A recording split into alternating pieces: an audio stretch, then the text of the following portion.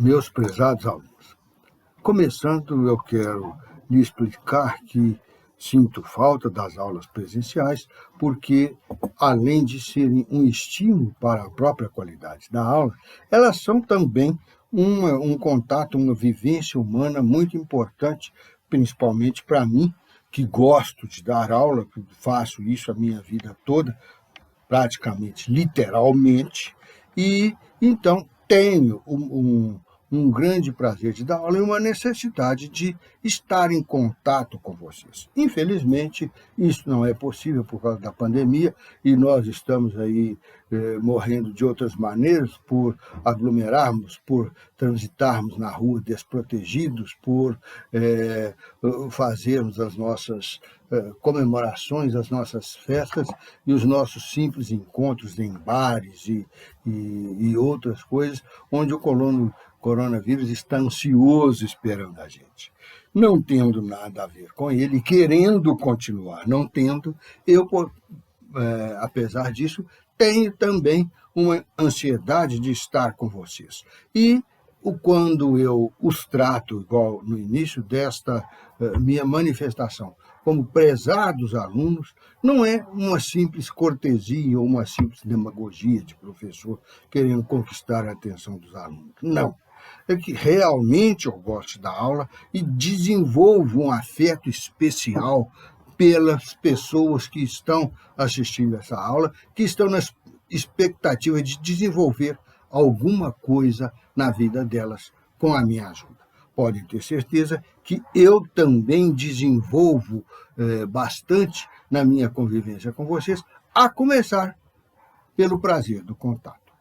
Antes de entrar na aula propriamente dita, que vai ter uma outra parte, eu vou dar uma interrupção nesta e para começar a matéria da aula, mas antes eu quero fazer algumas observações para vocês.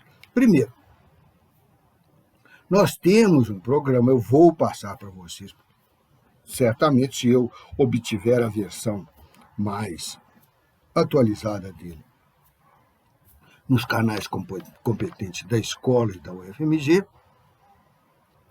mas eu não sigo o programa na ordem exata em que ele está. Porque, ao longo desse tempo que eu dou aula, eu fui descobrindo que alguns temas, alguns tópicos, alguns capítulos desse programa têm uma afinidade maior com outros que às vezes estão distantes e ajudam a gente a entender o outro e a completar o raciocínio. Por isso, eu altero esses aspectos na medida em que eu vou desenvolvendo o curso para juntar os que são interdependentes e separar aqueles que não se tocam.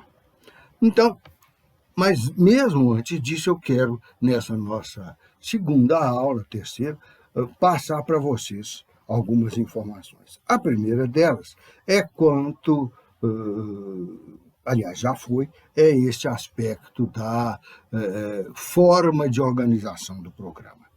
O segundo é que eu costumo pegar essas aulas invertidas à medida do necessário para completar o programa, de tal maneira que cheguemos ao final do semestre dentro do programa, só que com ordens, às vezes, invertidas. Mas eu faço isto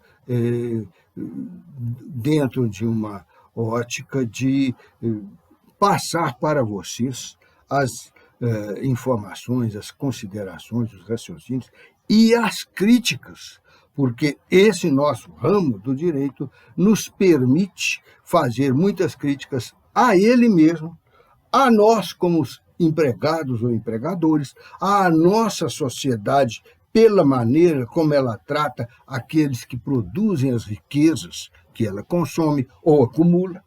E, no final, também olho com cuidado a parte da bibliografia, não que ela seja, assim, mandatória, para usar um termo jurídico, no desenvolvimento da disciplina. Mas essa bibliografia é importante para vocês se habilitarem a ter o próprio raciocínio, a própria análise crítica, a própria visão do direito que vocês estão estudando, inclusive na formação e no amadurecimento ideológico. Porque vocês são jovens, têm que amadurecer? Não. É óbvio que isso existe, e existe para todos nós. Eu não sou jovem e estou amadurecendo, e estou desenvolvendo conhecimentos, mas também a forma de totalizá-los numa visão de mundo. A essa visão de mundo, nós damos dois nomes, ou dividimos em duas partes. A cultura, que é a acumulação de aspectos, indagações e soluções que nós vamos utilizando e assentando ao longo da vida na nossa vivência no mundo.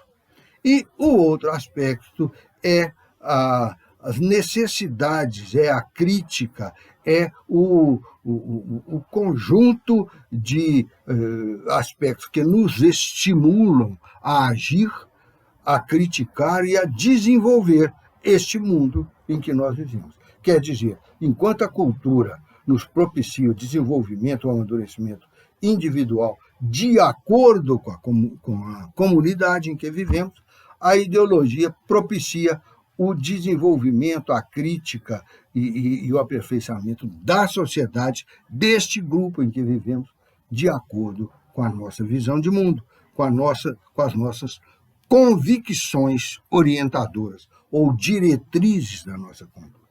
Então, é assim que eu faço. E, para começar isso, então, já que eu acabei de falar que a bibliografia é importante, ela é importante e, por isso, não pode ser seletiva. Seletiva no sentido de eu falar tais e tais livros eu gosto, tais e tais eu não gosto.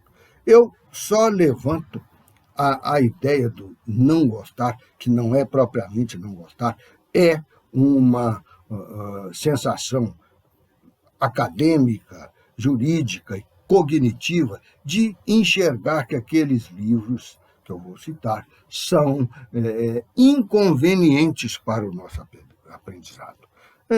São poucos. Eu vou mencionar aqui três: o do Otávio Bueno Magano, o do ex-presidente do TST, que eu me esqueci o nome agora, mas que é o pai dele é tributarista e ele é justo-trabalhista, e o terceiro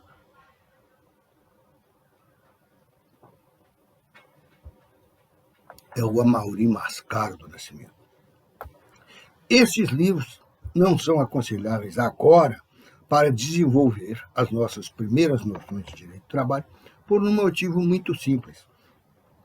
Eles têm uma posição ideológica, cultural e política determinada, que no direito do trabalho a gente chama de patronal. Quer dizer, é uma posição jurídica, uma maneira de encarar as normas, uma maneira de enxergar as pessoas que estão clamando pelo saber jurídico, pela aplicação das regras do direito, e uma tendência ao favorecimento, à interpretação mais favorável, à visão de mundo, que é a ideologia protetiva de uma classe social, que não é a que deve ser protegida dentro do direito do trabalho, é a classe patronal. Mas por que não é ela? Todo direito, gente, visa proteger. Todo direito tem o objeto da sua proteção. O Rudolf von Ehring já explicou que, e isso é incontestado, que o direito é o interesse juridicamente protegido. Então, onde não existe proteção de interesse, não existe direito. Agora, qual interesse o direito vai proteger? Ele vai escolher pela cultura e pela ideologia que estão emaranhados na sociedade onde ele vai se aplicar, onde esse direito vai ser aplicado, e ele escolhe pela consciência intelectual e moral dos seres humanos. Pois bem, para isto varia de um ramo para outro do direito. O direito civil protege os aspectos humanos, as emanações humanas que realizam nossos interesses, projetando-os em peças do mundo, projetando-os em bens que passam a ser chamados bens, porque nós queremos esses bens, que antes eram meras coisas.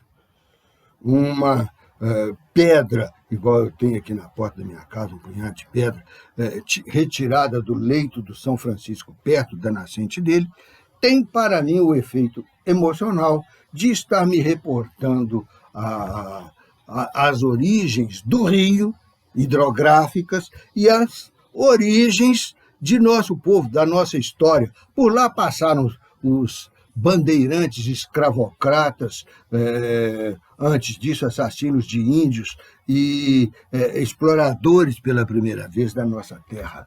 Por lá passaram os libertários que se afundaram pelos sertões para se livrarem das matrizes e dos mandos e comandos das elites nacionais formadas e colonizadas pelas portuguesas. Por lá também passa a formação dessa Minas Gerais, que tem 300 anos de vida. Então, aquelas pedras, para mim, têm um valor simbólico muito grande. Não só o chamado valor afetivo, mas tem um valor simbólico muito grande. Só que se eu for numa joalheria qualquer aqui de Belo Horizonte vendê-las, provavelmente eu vou receber, em troca delas, um valor um pouco menor do que eu receberia por alguns diamantes, também tirados lá do Rio de São Francisco, mas não essas pedras que tem aqui no meu jardim. Então, vejam aqui que é a função de querer do homem, é o interesse do cidadão sobre as coisas do mundo que as fazem ser valiosas e até serem conhecidas por nós. Nós não conhecemos aquilo que não nos interessa. Nós passamos no centro, se nos perguntarem quantas mulheres e quantos homens nós vimos, se tinha alguém vestido de roxo ou de amarelo bandeira, muitos de nós não saberão. Por quê? Porque não se interessaram. Então, o interesse é que é a chave de tudo. E quando, para realizarmos esse interesse, considera-se que seja legítimo facilitar, garantir, isentar de atropelos aquele que deseja realizar esse interesse, nós temos o direito. O direito visa proteger interesses. Quando ele protege um determinado interesse que incide sobre determinada coisa, essa coisa já deixou de ser coisa e passou a ser bem. Ela mostra uma utilidade para essa pessoa, que não a quer simplesmente para se sentir feliz possuidor. Não, ele a quer, mesmo que seja para possuir, por um interesse humano, econômico, social. E, em terceiro lugar, quando vem o direito e protege esse interesse, ele reconhece àquela pessoa a possibilidade de lutar por ele, a possibilidade até mesmo de o Estado e a sociedade lhe facilitarem a posse, a propriedade, o uso dele. Tem muito direito que não serve para uso, a pessoa os tem e os acumula simplesmente pela ambição pessoal de estar posicionado mais elevadamente na cadeia econômica de nossa estrutura social. Então, resumindo aqui, o Ehring falou, e isso é certo, vivo e facilmente entendível até hoje, que o direito protege interesses. Que todo direito, é a frase dele, é um interesse juridicamente protegido.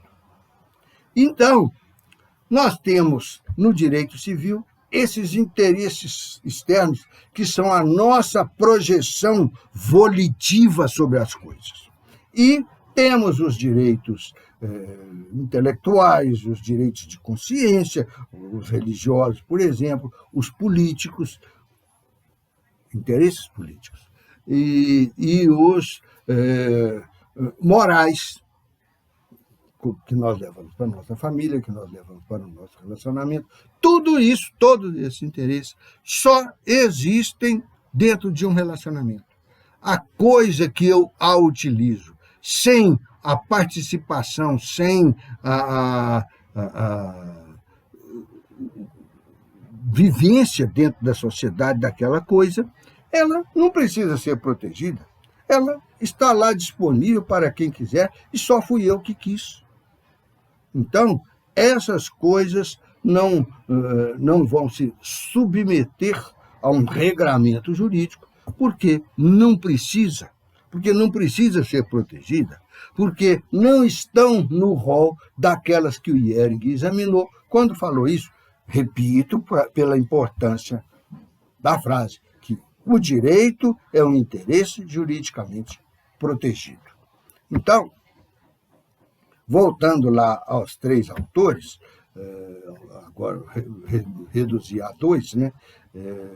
O Mascaro e o Magano, eles são excelentes, verdadeiros sábios, pessoas extremamente cultas, grandes pesquisadoras do direito do trabalho, têm riquíssima experiência, riquíssima literatura a respeito, só que tem um pequeno detalhe. Os dois visam proteger o empregador. Eles são professores da USP e têm vida profissional advocatícia como advogados da Fiesp, da Federação das Indústrias do Estado de São Paulo. Então, eles têm uma postura jurídica do direito do trabalho defensiva e protetiva dos direitos do empregador, do tomador de serviços alheios. Para isto, eles têm que dar a interpretação mais favorável possível aos empregadores. E nós vamos ver no direito lá para frente que o direito do trabalho exige, como um de seus princípios, como um de suas normas norteadoras ou regras norteadoras, ele exige que se dê proteção ao empregado. Aliás, ele foi criado para proteger o empregado. Da mesma maneira que o direito civil foi criado para proteger o proprietário, na parte de direitos reais, foi criado para proteger o filho, na parte de direito de família, foi criado para proteger o empresário, na parte de relações jurídicas e de direitos empresariais, foi formado para proteger o crédito, o credor, na parte das relações de dupla face, aquelas que são relações contratuais ou relações comutativas ou relações de eventos jurídicos bilaterais. Então, todo direito visa proteger. O direito penal protege a sociedade, o direito constitucional, em grande parte dele, protege o Estado, na parte de direitos humanos e lá no final, na parte social, de direitos do trabalhador, de direitos da previdência, de direitos da saúde, de direitos à educação. Ele protege o indivíduo brasileiro, o texto da Constituição. E o direito administrativo protege as funções do Estado e assim por diante. Todo ramo do direito é criado e tem um campo a que ele se destina a proteger. Pois bem, então nós temos que estudar e aprender o direito do trabalho dentro dessa ótica. Não interessa depois se vocês vão ser estagiários no escritório, no imenso escritório do Magano ou do Mascaro.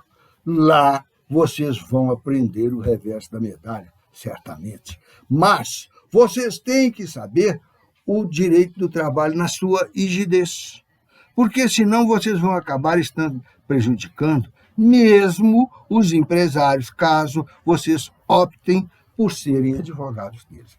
2 exemplos de um desses autores, não vou nem mencionar qual. Quando saiu a Constituição, quando foi promulgada, dia 5 de setembro de 1988, a Constituição atual, já bem modificada, já fez uma série de cirurgias plásticas, mas ainda está razoavelmente bonita, inteligente e dinâmica na proteção da nossa sociedade, de nosso Estado. Essas partes dela, elas protegem classes, categorias, grupamentos humanos. Então, nessas partes, ela está tratando de parcelas da sociedade que têm alguma característica em comum, gerando direitos, porque gera necessidades e gera interesses a serem protegidos pelos direitos. Vamos dar uns exemplos desses grupos. Por exemplo, do ponto de vista étnico-racial, nós temos o grupo de ciganos, o grupo de negros, o grupo de indígenas, o grupo, e aí bem miscelânea, o grupo de estrangeiros que aportaram ao Brasil, o grupo dos venezuelanos que vieram para cá para se asilar.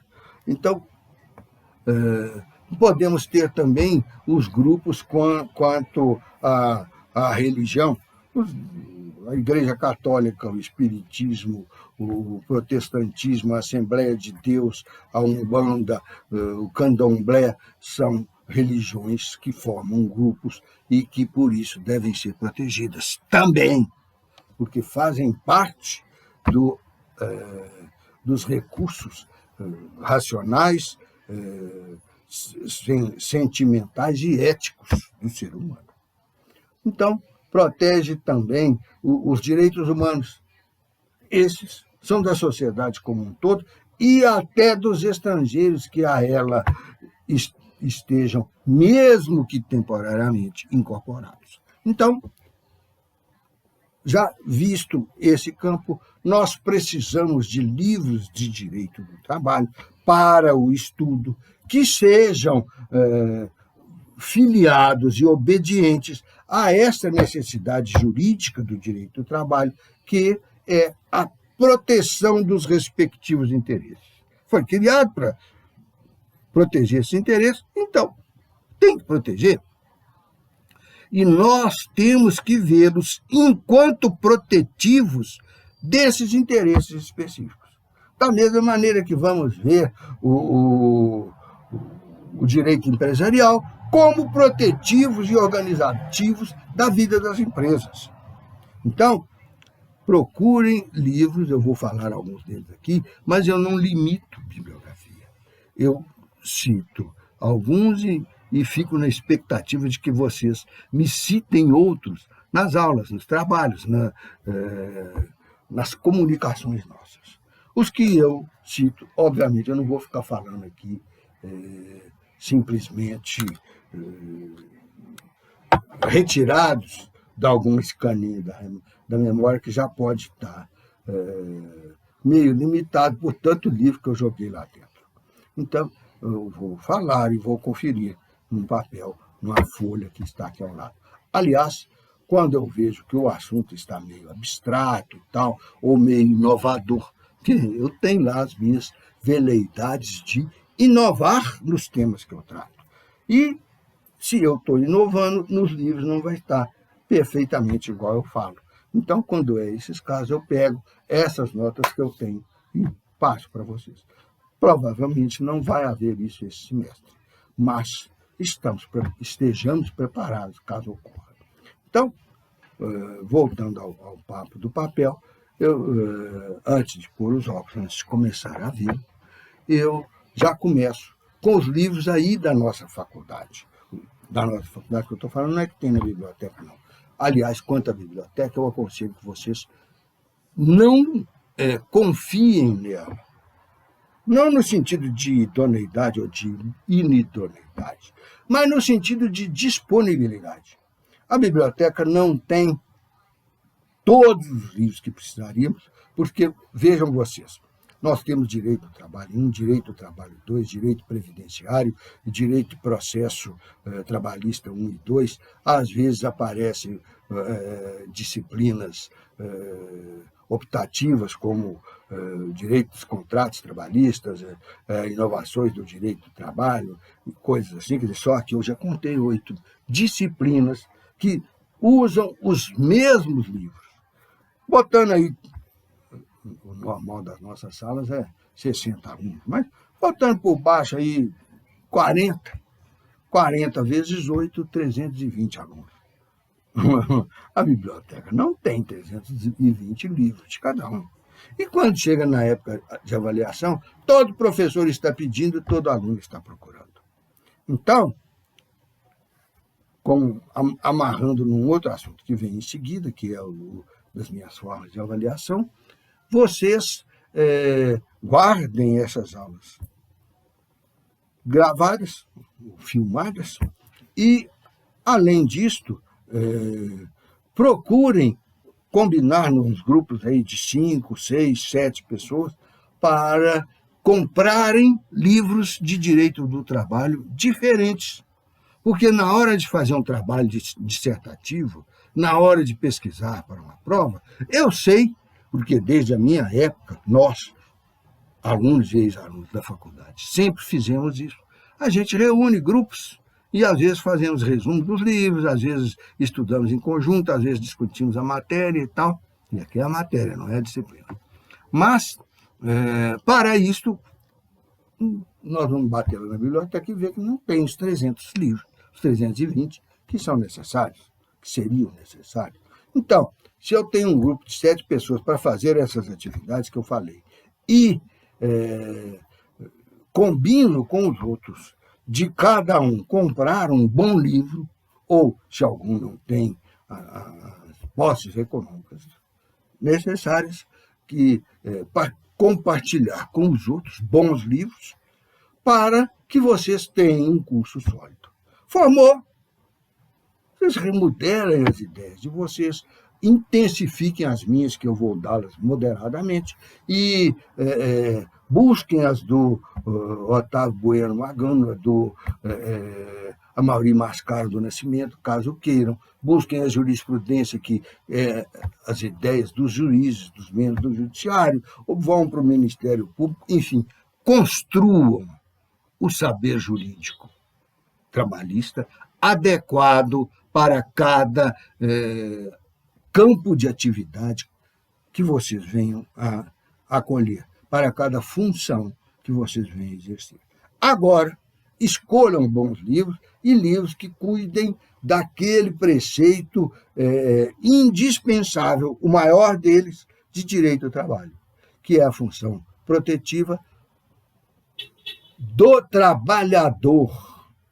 E por que tem que ter essa noção protetiva? Quando nós estudarmos os princípios, no meio deles estudaremos o princípio da proteção, com seus corolários, e aí vamos saber com detalhe isso. Mas só para adiantar, para dar uma luzinha sobre o assunto, vamos dizer que, como a proteção lá para o IERG é a função do direito referente aos interesses acolhidos pela sociedade, então eu preciso ter uma visão do direito adequada à disciplina jurídica que eu estou estudando. Eu dei exemplo de várias outras aqui, e no direito do trabalho eu tenho que saber que ele é um ramo do direito todinho criado para proteger o empregado.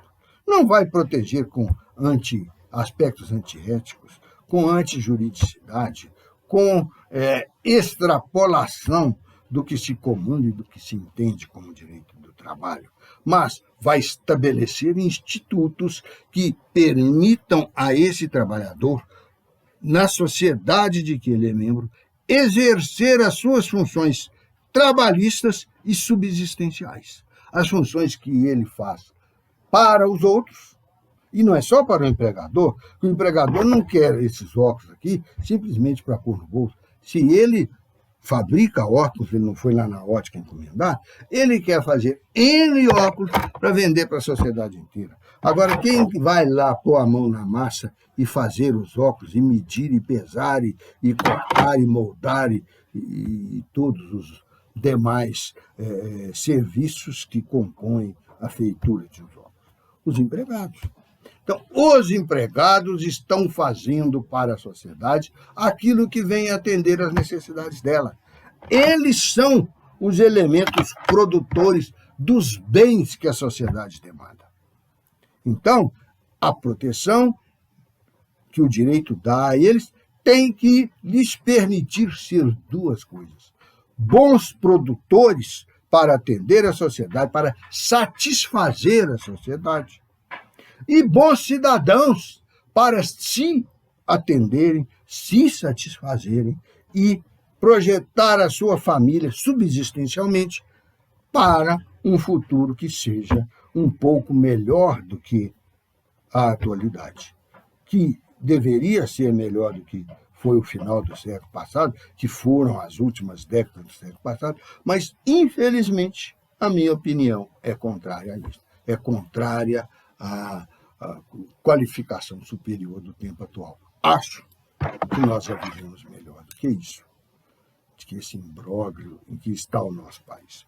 Mas, então, com essa noção, já podemos ver e vamos passar para os livros.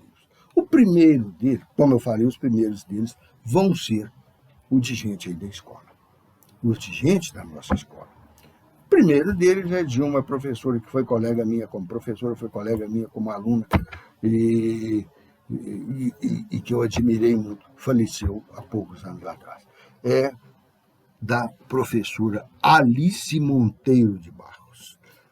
Ela juíza do trabalho, desembargadora do TRT, escreveu um livro muito bom mesmo, atualizado, completo, e depois que faleceu tem um outro juiz do trabalho de cabeça muito boa, que chama Gessé, atualizando, continuando a atualizar esse livro. É algo que tem todos os conhecimentos gerais, básicos, para vocês saírem daqui se dizendo advogados aprofundados, não especializados, que para isso é outro curso, mas aprofundados, conhecedores do ramo trabalhista do direito. E esse livro chama-se Curso de Direito do Trabalho, da professora Alice, editado pela LTR, e este mesmo nome é também de um outro livro de outro ex-professor aí da casa, que é o Maurício Godinho Delgado, e o livro dele também tem características bastante próximas aos dados, características qualitativas, porque no ponto de vista de exposição da matéria, no ponto de vista de relevância que se dá a isto ou àquilo, os dois são bastante diferentes e interessantes.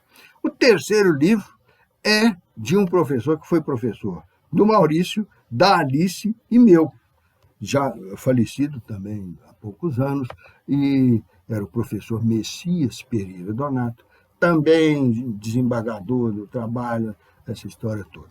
O Godinho foi ministro, aposentado, se não me engano, ministro do TST. Mas então o do professor Messias se chama Curso de Direito Individual do Trabalho. Lá na frente nós vamos saber por que existe esse nome, esse individual aí no nome. Esse individual presume que exista um coletivo. E a nossa escola, nesse ponto, por causa do quadro de horários, que é bastante grande, ela arrumou uma solução muito interessante para essa divisão do direito em individual e coletivo. A nossa disciplina, tanto no direito do trabalho quanto no direito do trabalhador, são de direitos individuais. Aqui eu estou ministrando para vocês é o direito individual do trabalho, quanto à teoria geral, a introdução do direito do trabalho e ao arcabouço geral, aos fundamentos gerais da ciência justo-trabalhista. O direito do trabalho 2 a gente poderia chamar o direito do trabalho em espécie. Eu fui professor da PUC há bastantes anos, lá eu era do setor de direito público, onde eu tenho meus graduados, mestrado, doutorado e tal. E lá, então, eu trabalhava com direito público, tributário, constitucional, administrativo. No direito tributário, também se fazia essa divisão. Da teoria geral, dos elementos gerais da introdução ao direito tributário. Depois se viam os casos concretos, ou melhor, não fatos concretos, mas teoria de casos, que a gente, então, chama de direito em espécie. Quer dizer, as várias espécies do fenômeno jurídico, do instituto lá de direito tributário, aqui de direito do trabalho. Então, Messias Pereira Donato. Mas aí, o que se fez, então? Nós temos essas duas disciplinas de direito individual do trabalho. Por sugestão minha, há bastantes anos, quando foi feita essa última versão do programa, colocamos nele um ponto que se chama Noções de Direito Coletivo do Trabalho, que é muito importante, primeiro, porque ele realmente assenta sobre a prática. Agora, nos últimos anos, de 2015, 2016 para cá, está sendo dissolvida e deturpada esta disciplina que constrói o direito coletivo do trabalho, de tal maneira que ele tem passado a ser uma ferramenta de prejuízo e não de proteção para o trabalhador. Mas o direito coletivo do trabalho é importantíssimo por si só. E, além disto, aqui no Brasil nós temos uma outra informação importante, que é de que quem iniciou direito coletivo aqui no Brasil foi o justo-trabalhismo, foi o direito do trabalho.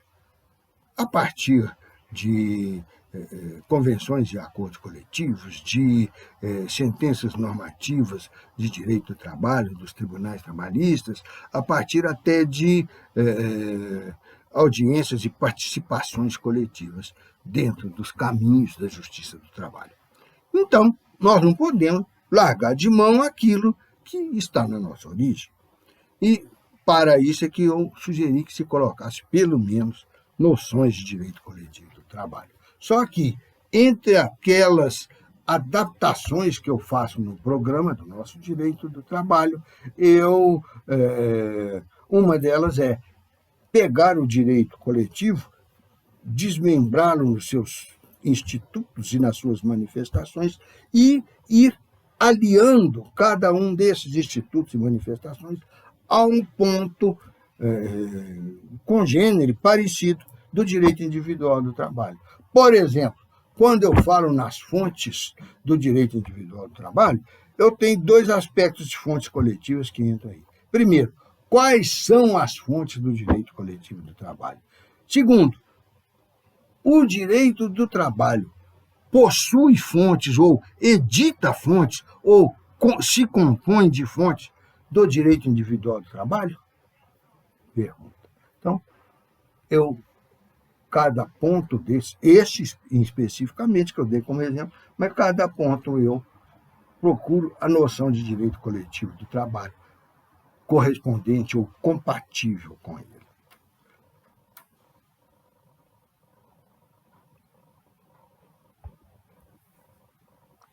E vamos continuar com a nossa lista de livros. Como eu acabei de falar, como eu falei antes dessa referência ao direito coletivo, o do professor Messias Pereira Donato é exclusivamente de direito individual do trabalho, ao contrário dos outros dois, do Maurício e da Alice. Mas continuando aqui, agora eu já pus os óculos, eu estou indo para a lista, vamos ver.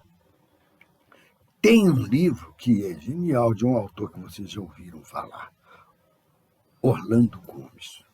Orlando Gomes era um baiano inteligentíssimo, cultíssimo, conhecia tudo de todo mundo, tanto que ele tem uma coletânea de direito civil, de todos os campos do direito civil, que ele escreveu sozinho. Ele tem esse livro de direito do trabalho, curso de direito do trabalho, mesmo o nome dos outros, que ele escreveu junto com o juiz do trabalho, também lá da Bahia, igual ele, que é o Elson Gottschalk. E ele tem livro de direito econômico, quer dizer, é uma cabeça enciclopédica. Outro que, dentro do direito brasileiro, sempre me impressionou pela cabeça enciclopédica dele, era o autor também de livros de várias... um autor de livros de várias disciplinas jurídicas ou de várias ciências do direito, que é o Ponte de Miranda. O Ponte de Miranda tem livro de processo civil, tem livro de direito constitucional, tem livro no campo de direito público de várias coisas, e ele tem 2 livros que são interessantíssimos. 2 livros não, 2 coleções. Uma é do Comentário à Constituição, que foi o primeiro comentário à Constituição de 1988, que veio a prelo, que apareceu nas livrarias. E, na mesma época,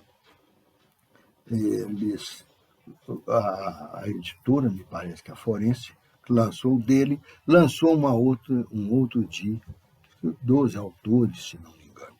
O dele ficou pronto antes e é mais sólido, mais confiável de que o dos outros 12, cada um com um pedacinho.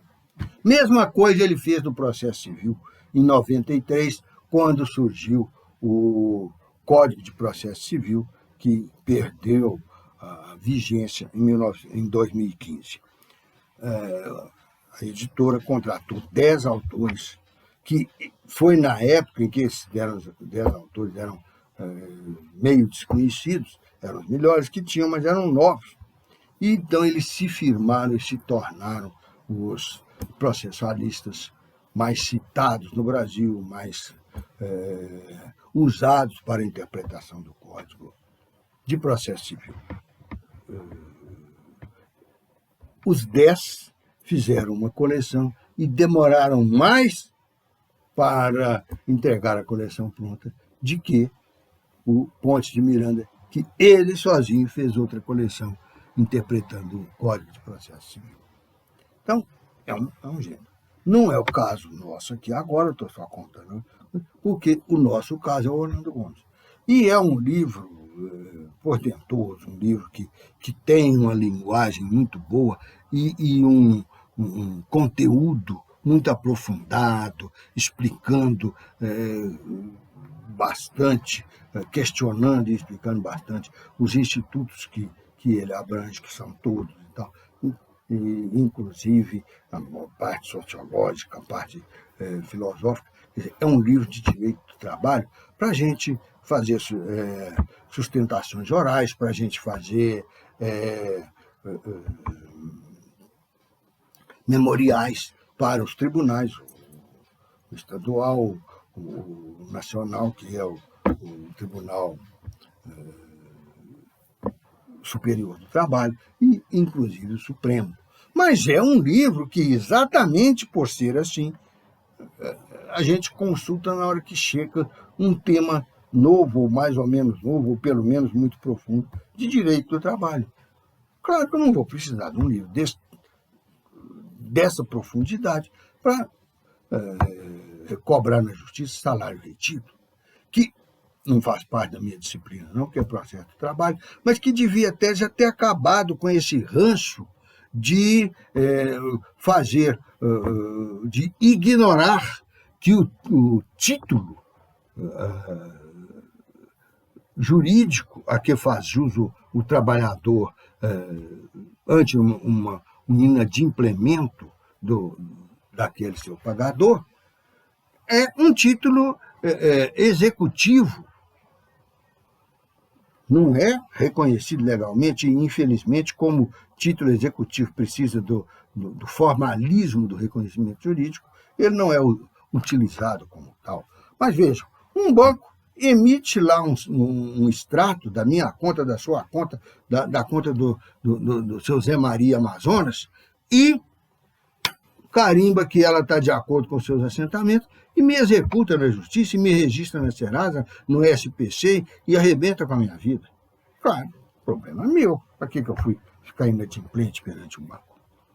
Mas e se eu não for inadimplente? Se tiver havido um lançamento errado, se eu tiver pago, se eu tiver o comprovante? É muito arriscado usar este caminho para executar um débito com os bancos que eu tiver. E para eles não tem ação de conhecimento, para eles não tem prova paralela, para eles não tem intervalo probatório, não.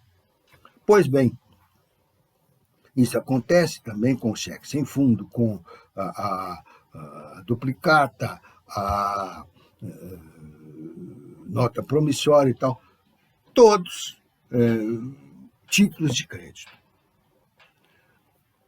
No direito do trabalho, nós temos um débito, um crédito do trabalhador, vamos pegar a visão do lado dele, um crédito do trabalhador correspondente a algo que o empregador não pagou, ou simplesmente reteve o tal do salário retido, ou sonegou, ou não quis dar e desobedeceu à lei, não quis conceder aquilo que a lei manda. E isso está comprovado, primeiro, pela carteira de trabalho. Se não tivesse a carteira, os livros, o relógio, ou a máquina, ou a leitora de cartões do ponto, o empregado bate na hora que entra, na hora que sai, provou que ele está lá, e ele está lá fazendo o quê? Chupando pirulito? A não ser que ele seja contratado para experimentador da fábrica de pirulito, né, gente? Mas ele está lá, trabalhando, produzindo, entregando a sua força de trabalho para o empregador, e depois o empregador não lhe paga. É o cúmulo do absurdo, porque o empregador, além de ter outras alternativas para obter o seu dinheiro, ele tem na justiça o procedimento rápido da execução de título de crédito, e ele tem um capital, um respaldo que lhe permite viver sem aquilo. O empregado nada disso. É da mão que trabalha para a boca que necessita. E não tem outra fonte, e não tem uma alternativa, e não tem nem crédito suficiente nos bancos para viver dessa maneira. Ele com a carteira de trabalho dada baixa, como é que ele vai conseguir? Mas a justiça, que por trás de todos os ramos tem a noção profunda da ideologia patronal, ou da ideologia capitalista, ou da ideologia rentista, ou da ideologia do tomador de serviço, seja como empresário, empregador de hoje, seja como dono de escravos durante o Império, seja como donatário das terras do Brasil durante o Brasil Colônia, assim por diante. Ele está, como se diz no Nordeste, sempre por cima da carne seca. Como a carne seca fica pendurada num varal ou num galho de árvore, ele está muito alto realmente, mas é antiético, é imoral, cruel e antijurídico ele sonegar essas coisas do empregado. Por outro lado, esses direitos empregatícios estão comprovados. Eu já falei no cartão de ponto e na carteira de trabalho. Mas ainda temos também o registro de empregados, que fica na mão do empregador. temos também os contra-cheques dos meses anteriores, caso ele pague de alguma forma que gere um comprovante. Então, isso tudo o empregado podia simplesmente juntar, grampear, levar para a justiça e falar: eu quero receber isso. Não tem discussão. É, de um lado a lei, de outro o papel, que diz que tem que obedecer àquela lei. Mas não. Desde 1943, quando se começou a usar esse processo trabalhista separado, independente dos outros, dos cíveis, nós estamos engatinhando na execução trabalhista, dando trabalho extra para o juiz, para os cartórios e tal, simplesmente porque a Justiça do Trabalho, o legislativo que faz as leis, ainda não sentou e pensou: gente, aqui está um título executivo. Tem a vontade das partes, tem a conciliação delas para assumir as obrigações recíprocas, tem os valores, tem os cálculos lá no contra-cheque, e tem o reconhecimento jurídico, além, para fechar, da lei que trata desse assunto e o deixa explícito, que é a CLT e um punhado de outras legislações. E ficamos nessa pobreza e nesse antiquarismo de uma execução aparelhada, totalmente desnecessária e injusta e lerda. Por isso é que eu falei que ela aumenta o trabalho do juiz, dos servidores da Justiça do Trabalho, e aumenta a injustiça e a exploração do trabalhador, que, com isto e com outros aspectos desses que existem em nossa lei, as pessoas expõem os empregados exatamente para, vamos dizer uma palavra popular lá da minha terra, para furar os olhos deles. Então, aqui eu já passei para vocês esses livros, vou acabar a lista sem muito comentário, para a gente fechar esse aspecto e passar para o outro, que é o prosseguimento do nosso programa de curso. Além dos que eu falei, nós temos também um muito atual e muito bom, do autor Guilherme Feliciano, que se chama Curso Crítico de Direito do Trabalho. A diferença entre os outros e ele é exatamente essa palavra crítica, os efeitos dessa palavra crítica e a atualidade. Além desses, tem um voltado para o direito do trabalho clássico, assentado, antigo e tal, e que o resolve muito bem, que é o da autora Vólia Bonfim. Chama-se Direito do Trabalho. E, por último, eu vou falar o nome de dois outros, um que nem está aqui na lista, que é o de Evaristo de Moraes Filho, Instituições de Direito... Não, Introdução ao Direito do Trabalho. E um de três autores, Arnaldo Susequinde, Délio Maranhão e Segadas Viana, que se chama Instituições do Direito do Trabalho. Esse aqui é o mais completo de todos. Quando ele surgiu a primeira vez, pela editora Freitas Bastos, hoje acho que ela não o edita mais, esse livro tinha 2 volumes grossos. Hoje eles deram uma compactada nele e tal, ele tem um só. Mas ele pega, analisa, critica e propõe e esgota todos os aspectos trabalhistas, inclusive direito internacional do trabalho, direito administrativo do trabalho, direito penal do trabalho, tudo. Ele é um livro que, para você conhecer o assunto, ele é suficiente.